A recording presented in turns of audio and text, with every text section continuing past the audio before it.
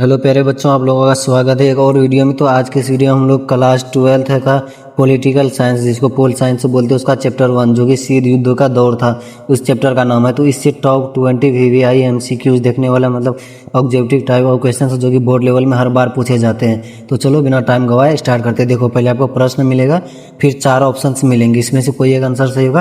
फिर उसके साथ व्याख्या कि मतलब आखिर मान लो उत्तर बी सही है तो आखिर क्यों सही है, मतलब इस लेवल का जो है ना आपको कहीं पर नहीं मिलने वाला। और फिर इस व्याख्या से आपको ये भी मिलेगा कि अगर 2 नंबर वाला क्वेश्चन आप देखते हैं, मतलब पूछता है, तो आप वहाँ भी लिख सकते हैं। 2 नंबर वाला कॉन्सेप्ट भी क्लियर हो जाएगा और ऑब्जेक्टिव भी कॉन्सेप्ट के साथ। और यदि अगर आप पूरा देखते हैं ना चैप्टर, मतलब एक चैप्टर से लेकर 20 क्वेश्चन रहता है, तो इसमें से जो ना आपको पूरा चैप्टर का ओवरऑल पता चल जाएगा कि समरी टाइम में आखिर इस चैप्टर में क्या क्या हुआ था, कैसे हुआ था। तो चलो बिना टाइम गवाए स्टार्ट करते हैं। प्रश्न नंबर पहले से, प्रश्न 1 एक, मतलब शीत युद्ध कोल्ड वार इसको की शुरुआत कब मानी जाती है? तो की शुरुआत जो मतलब शीत युद्ध की शुरुआत जो द्वितीय विश्व युद्ध के बाद। यहाँ पर आप देखो व्याख्या, हम जो है ना ऑप्शंस को इग्नोर करते हुए चलेंगे ताकि टाइम बचे। देखो क्या लिखा व्याख्या में, शीत युद्ध की शुरुआत 1945 के बाद मानी जाती है, जब अमेरिका और सोवियत संघ 2 महाशक्ति के रूप में उभरे और उनके बीच वैचारिक प्रतिस्पर्धा शुरू हुई। तो आपको पता है कि द्वितीय मतलब सेकंड वर्ल्ड वॉर या फिर द्वितीय विश्व युद्ध कब से कब तक चला था? 1939 से लेकर 1945 तक। प्रश्न 2 शीत युद्ध मुख्यतः किन 2 महाशक्तियों के बीच था? मतलब शीत युद्ध जो कि कौन 2 देशों के बीच हुआ था मुख्यतः? तो अमेरिका और सोवियत संघ के बीच हुआ था। यहाँ पर देखिए आप लोग व्याख्या पढ़िए, शीत युद्ध पूंजीवादी अमेरिका और साम्यवादी सोवियत संघ के बीच वैचारिक, आर्थिक व राजनीतिक प्रतिस्पर्धा थी।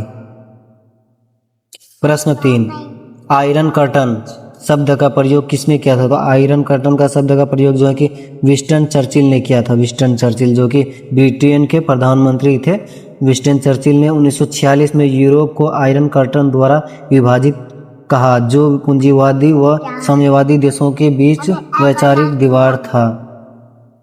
मतलब इससे जो ना, मतलब अगर यदि व्याख्या पढ़ते तो आपको मतलब क्या बोलते पूरा कॉन्सेप्ट क्लियर हो जाएगा यार। पूरा यूट्यूब खंगाल कर देख लोगे, इस तरह का क्वेश्चन आपको नहीं मिलने वाला।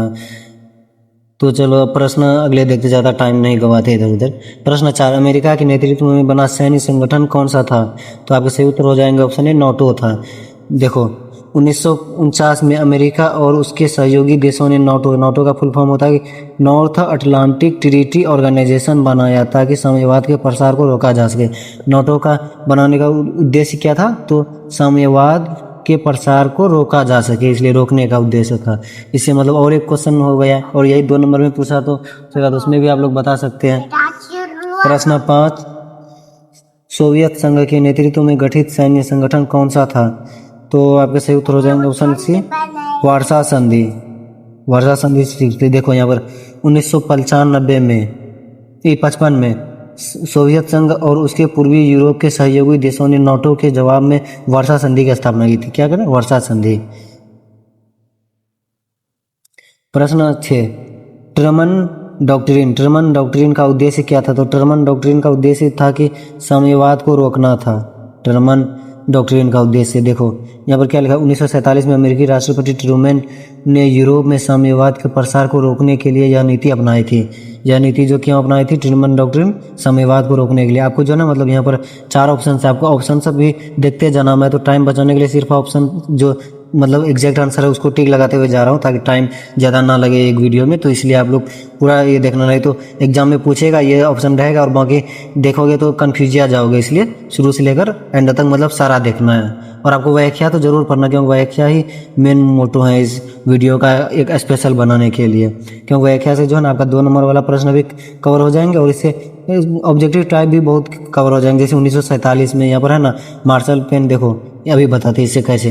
प्रश्न 7 मार्शल प्लान का उद्देश्य था। मार्शल प्लान का उद्देश्य क्या था? यूरोप के आर्थिक पुनर्निर्माण में सहायता। देखो अब ये कब हुआ था? तो 1947 में अमेरिका ने द्वितीय विश्व युद्ध से तबाह यूरोपीय देशों को आर्थिक सहायता देने के लिए मार्शल योजना शुरू की। देखो अब मार्शल प्लान योजना क्यों शुरू की गई? तो यूरोप के आर्थिक पुनर्निर्माण में सहायता। या फिर अब कब शुरू की गई थी? तो अगर ये पूछ लिया जाए तो 1947 में हुआ ना ऑब्जेक्टिव टाइप भी, मतलब एक और ऑब्जेक्टिव सॉल्व हो गया। तो कब हुआ था? तो उसी टाइम में। प्रश्न 8 Cuban missile crisis Cuban missile crisis कब था? तो आपका सही उत्तर हो जाएंगे 1962 में था। यहाँ पर आप लोग इसका व्याख्या पढ़ो ताकि आपका और भी डाउट क्लियर हो जाए। 1962 में अमेरिका और सोवियत संघ के बीच क्यूबा में मिसाइल तैनाती को लेकर गंभीर टकराव हुआ था, जिससे परमाणु युद्ध का खतरा बढ़ गया था।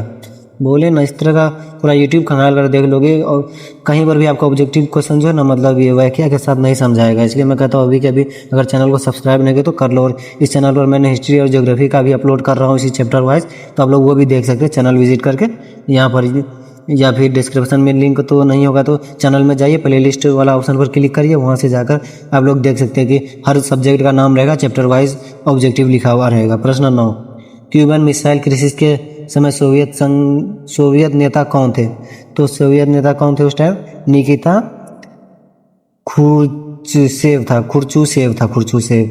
इस तरह का नाम है कि क्या ही बोले यार, है ना। क्यूबा मिसाइल संकट के दौरान सोवियत संघ का नेतृत्व निकिता यही है खुरुचसेव के पास था। ऐसा नाम है ना यार, क्या बताऊं। प्रश्न 10, गुट निरपेक्ष आंदोलन जिसको नाम बोलते हैं NAM का मुख्य उद्देश्य था? तो इसका मुख्य उद्देश्य था क्या? किसी भी गुट में शामिल न होना, मतलब गुट निरपेक्ष आंदोलन है ना। देखो अब व्याख्या पर समझ जाओगे। गुट निरपेक्ष आंदोलन उन देशों का समूह था जो अमेरिका या सोवियत गुट से जुड़ने की बजाय मतलब जुड़ना नहीं चाहता था, स्वतंत्र नीति अपनाना चाहते थे, इसलिए किसी भी गुट में शामिल ना होना। प्रश्न 11, गुट निरपेक्ष आंदोलन की शुरुआत कब हुई? मतलब गुट निरपेक्ष आंदोलन की शुरुआत कब हुई NAM की? तो 1961 में हुई थी। यहाँ पर है ना 1961 में हुआ था। आप लोग इसका प्रश्न में आखिर कौन किया था? तो ये भी लिखा हुआ, बेलग्रेड सम्मेलन में औपचारिक रूप से NAM की स्थापना की। बेलग्रेड में की थी, हालांकि किसने की नहीं, कहाँ की थी? तो बेलग्रेड सम्मेलन में की थी। प्रश्न 12, गुट निरपेक्ष आंदोलन के संस्थापक नेताओं में कौन शामिल नहीं था? तो आपके सही उत्तर हो जाएंगे जॉर्ज बुश शामिल नहीं थे। आप लोग यहाँ व्याख्या पढ़ना अच्छा से समझ जाओगे। प्रश्न 13, शीत युद्ध का काल लगभग कितने वर्षों तक चला? तो आपके सही उत्तर हो जाएंगे लगभग 45 वर्षों तक चला शीत युद्ध का काल। देखो शीत युद्ध 1945 से लेकर 1990 में, मतलब 1945 से लेकर 1990 तक चला था। सोवियत संघ के विघटन तक चला, यानी लगभग 45 वर्षों तक। बोलो, इतना लंबा चला था। प्रश्न 14, सोवियत संघ के विघटन के बाद कौन सी व्यवस्था समाप्त हो गई? तो आपका सही उत्तर हो जाएंगे ऑप्शन ए, द्विध्रुवी व्यवस्था समाप्त हो गई थी। देखो, सोवियत संघ के पतन से विश्व में केवल अमेरिका का प्रभुत्व रह गया और द्विध्रुवी व्यवस्था समाप्त हो गई। प्रश्न 15, कंटेनमेंट पॉलिसी किस देश से जुड़ी थी? तो आपके सही उत्तर हो जाएंगे अमेरिका से जुड़ी थी। कंटेनमेंट पॉलिसी है ना, अमेरिका ने साम्यवाद को रोकने के लिए कंटेनमेंट पॉलिसी अपनाई थी। अब कंटेनमेंट पॉलिसी अपनाने से क्या तात्पर्य, या फिर कंटेनमेंट पॉलिसी से आप क्या समझते हो? तो आप लिख सकते हैं अमेरिका ने साम्यवाद को रोकने के लिए मतलब इस नीति को अपनाया था, कंटेनमेंट पॉलिसी को। प्रश्न 16, डोमिनो थ्योरी किससे संबंधित है? तो डोमिनो थ्योरी जो है कि साम्यवाद का प्रसार से संबंधित है। वो कैसे? देखो, डोमिनो थ्योरी के अनुसार यदि एक देश साम्यवादी बनता है तो उसके पड़ोसी देश भी साम्यवाद की ओर झुक सकते हैं, तो इसलिए साम्यवाद का प्रसार। प्रश्न 17, बर्लिन वॉल किस वर्ष में गिराई गई थी?